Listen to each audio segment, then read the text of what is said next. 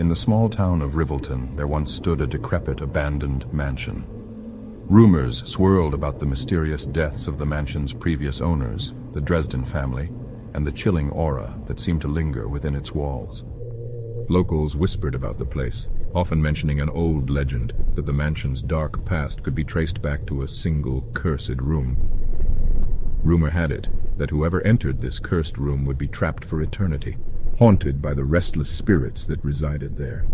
The town's curiosity peaked when a group of 5 daring friends, avid fans of paranormal encounters, decided to explore the mansion on a stormy night. Upon arrival, the friends, Lila, Jake, Samantha, Mark, and Dan, were immediately struck by the eerie atmosphere that surrounded the mansion. Undeterred, they entered through the creaking front door, armed with flashlights and a sense of adventure. As they explored the dusty, cobweb-laden rooms, they couldn't shake the unnerving feeling that they were being watched. Despite their growing unease, they pressed on, determined to find the cursed room the townspeople had spoken of. Finally, they discovered a narrow, hidden staircase that led to a sealed-off chamber. The door was adorned with strange symbols and warnings, imploring anyone who found it to stay away. Ignoring the ominous signs, the friends pushed open the door, revealing a small, dimly lit room that seemed to defy the laws of time. The room appeared untouched, preserved in pristine condition despite the decay that had consumed the rest of the mansion. The air was heavy with an unseen presence, making it difficult to breathe. As the friends stepped inside, the door slammed shut behind them, the sound echoing throughout the chamber. Panicked, they tried to force the door open, but it wouldn't budge. It was as if an invisible force was holding it in place, trapping them within the cursed room.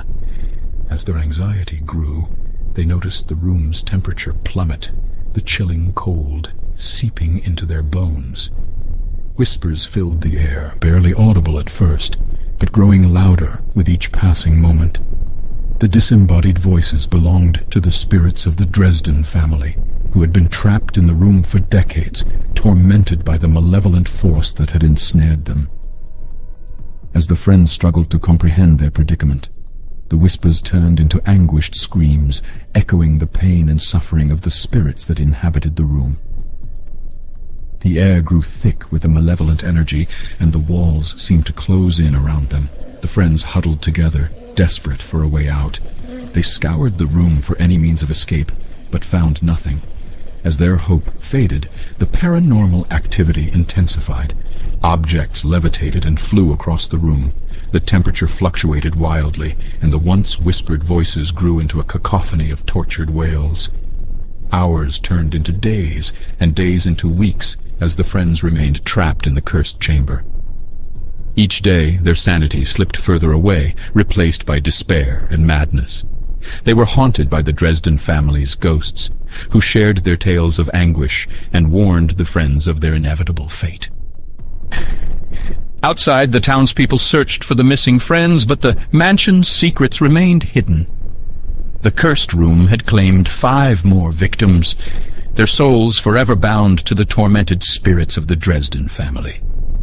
The legend of the cursed room in the Rivelton mansion grew more terrifying with each retelling, a chilling reminder of the dark forces that can lurk within the most unsuspecting places.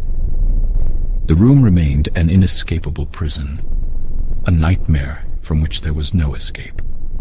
Over time, the haunted mansion became a symbol of fear and a reminder of the grim fate that had befallen its trapped inhabitants. Years later, the Rivelton mansion was eventually torn down, but the legend of the cursed room continued to haunt the town. Many claimed that the spirits were never truly set free, and that the malevolent force that had trapped them simply relocated to a new place, lying in wait for its next victims. On the site where the mansion once stood, a memorial was erected to honor the memory of the 5 friends and the Dresden family, their names etched into stone as a testament to their tragic fate. The people of Rivelton learned to tread cautiously around the supernatural, aware of the terrifying power that had once gripped their town. As for the cursed room, its story lived on, passed down from generation to generation.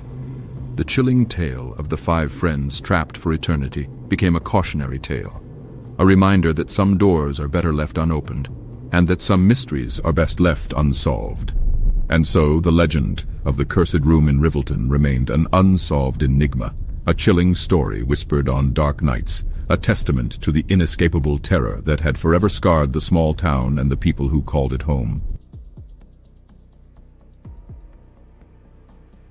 In 2010, a horrifying ordeal unfolded for a group of Chilean miners who found themselves trapped deep underground for 69 days.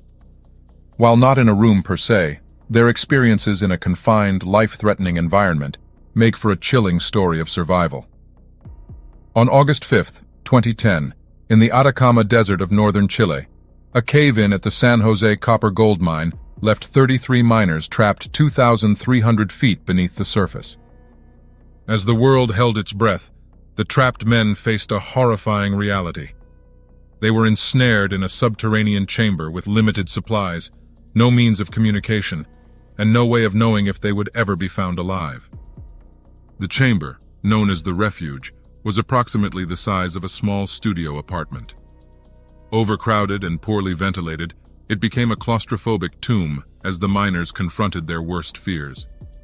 For the first 17 days, they survived on meager rations, consuming only 2 spoonfuls of tuna, a sip of milk, and a morsel of peach every 48 hours. Cut off from the world above, the miners endured sweltering heat, reaching temperatures of up to 95 degrees Fahrenheit, along with stifling humidity. The oppressive environment soon took a toll on their physical and mental well-being. Sleep was erratic and fleeting, with miners taking turns to rest on makeshift beds fashioned from industrial materials. In this stifling darkness, the men clung to hope and to one another. They organized themselves into work shifts, digging tirelessly in search of an escape route or any sign of rescuers. The relentless noise of their digging echoed through the subterranean chamber, a constant reminder of their dire situation. Meanwhile, on the surface, a massive international rescue effort was underway. Engineers, drillers, and government officials from around the world raced against time to save the trapped miners. Despite the odds, the rescuers remained determined, even as their initial attempts to locate the miners failed. On August 22nd, a drill finally broke through to the refuge, creating a small hole that allowed communication and supplies to be sent down. The trapped miners sent up a note, written in red ink, that read, "Estamos bien en el refugio, los 33 inches. We are well in the shelter, the 33. This miraculous discovery was a turning point, but the nightmare was far from over. Over the next several weeks, the trapped miners and their rescuers communicated through the narrow borehole. Food, water, and medicine were sent down, while videos from the miners' families were sent up, offering words of love, hope, and encouragement. The miners even received sunlight simulation lamps and a projector to watch movies, in an attempt to help them maintain their sanity. As the days turned into weeks, the physical and psychological strain continued to mount. Some of the miners experienced panic attacks and hallucinations, while others succumbed to depression. The threat of another collapse loomed over them, and the fear of never seeing their loved ones again was unbearable. Finally, after 69 harrowing days, on October 13, 2010, the rescue operation dubbed Operation San Lorenzo succeeded in extracting all 33 miners. One by one, they were brought to the surface in a specially designed capsule, emerging into the daylight to be greeted by the cheers and tears of their families and rescuers. The chilling experience of the trapped Chilean miners serves as a haunting reminder of the depths of human resilience and the unbreakable bonds of hope and camaraderie. This true story of survival in the face of unimaginable terror has left an indelible mark on the